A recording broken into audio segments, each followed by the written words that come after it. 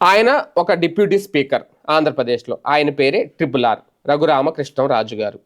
అలాగే ఇప్పుడు ఆయనతో పోరాటం చేస్తుంది, ఆయనతో యుద్ధం చేస్తుంది ఒక రకంగా ఎవరు అంటే సునీల్ కుమార్.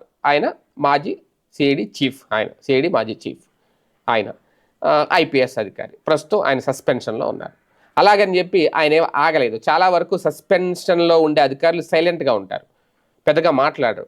కానీ ఇక్కడ సునీల్ కుమార్ అంతా డిఫరెంట్. ఈయన రాజకీయ నాయకులు అది కూడా నేరుగా రఘురామకృష్ణరాజు గారితోనే డి అంటే డి అంటున్నారు. ఎందుకు అంటే ఈయన మీద చేసిన ఆరోపణలు, అప్పుడు కస్టోడియల్ టార్చర్ పేరుతో ఈయన హింసించారని దాని మీద కోర్టుకు వెళ్ళారు, కేసులు నడుస్తున్నాయి ఇవన్నీ. అయితే ఈ నేపథ్యంలో తాజాగా రఘురామకృష్ణరాజు గారికి ఒక షాక్ అయితే తగిలింది.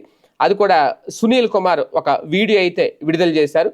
తాజాగా రఘురామకృష్ణరాజు గారు చేసిన రుణాలకు సంబంధించిన వ్యవహారం ఏదైతే ఉందో, ఆయన చేసిన అప్పులకు సంబంధించి సుప్రీంకోర్టు విచారణ చెయ్యమంటూ అధికారులకు స్వేచ్ఛ ఇచ్చింది. ఈ నేపథ్యంలోనే సునీల్ కుమార్ తక్షణమే రఘురామకృష్ణరాజుని డిప్యూటీ స్పీకర్ నుంచి తప్పించాలి అంటూ ఆయన ఒక డిమాండ్ తీసుకొచ్చారు, ఒక సెల్ఫీ వీడియో విడుదల చేసి. ఎందుకంటే సుప్రీంకోర్టే విచారించమంది కాబట్టి ఆయన మీద రుణాలకు సంబంధించి, అంటే అప్పులు ఎగ్గొట్టారు అనే అంశానికి సంబంధించి అటువంటి వ్యక్తి పదవిలో ఎలా కొనసాగుతారు, ఆయన ఇమీడియట్గా సస్పెండ్ చేయండి, తొలగించండి ఆ పదవి నుంచి అనేది, లేదంటే ఆయనే ఇండివిజువల్గా స్వచ్ఛందంగా రాజీనామా అయినా చెయ్యాలి అనేది. కాకపోతే ఇది సాధ్యం అవుతుందా అంటే ఖచ్చితంగా సాధ్యం కాదు. లేదు, ఒకవేళ సుప్రీంకోర్టు విచారణ చేయమంది కాబట్టి, అధికారులకు స్వేచ్ఛించింది కాబట్టి అధికారులు విచారణ చేసి ఆయన ఏమైనా అరెస్ట్ చేస్తే అప్పుడు ఏమన్నా పదవి నుంచి తొలగిస్తారా అంటే అది కూడా చెప్పలేం. ఎందుకంటే అది ప్రభుత్వం ఇష్టం, ప్రభుత్వం నిర్ణయం. ఎందుకంటే ఇక్కడ న్యాయ వ్యవస్థకు శాసన వ్యవస్థకు మధ్య ఎవరికి వాళ్ళు, అంటే న్యాయ వ్యవస్థ శాసన వ్యవస్థని ఎంతవరకు ఆదేశిస్తుంది రేపు పొద్దున్న అంటే, ఇప్పుడు గతంలో ముఖ్యమంత్రులే అరెస్ట్ అయ్యారు. కేజ్రీవాల్ అరెస్ట్ అయ్యి జైల్లో లేరా ఢిల్లీ సీఎం? అప్పుడు ఏమన్నా ఆయన తప్పుకున్నారా? తర్వాత తప్పుకున్నారు, అది వేరే విషయం. ముఖ్యమంత్రిగా జైల్లో ఉండే సంతకాలు పెట్టారు కదా.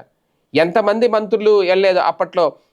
ఏఎం రాజా వెళ్ళలేదా అప్పట్లో 2G స్పెక్ట్రమ్ కుంభకోణంలో కాంగ్రెస్ హయాంలో?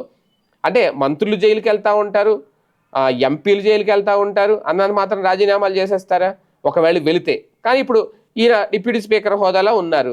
కాకపోతే సునీల్ కుమార్ మాత్రం ఈ అంశాన్ని అయితే రేజ్ చేశారు. ఖచ్చితంగా ఆయన్ని తప్పించాలి, పదవి నుంచి తొలగించాలి అనేది. అంటే ఈ వార్ ముదిరి పాకాన పడుతుంది. మరి ఫైనల్గా ఏం అవుద్దో చూడాలి.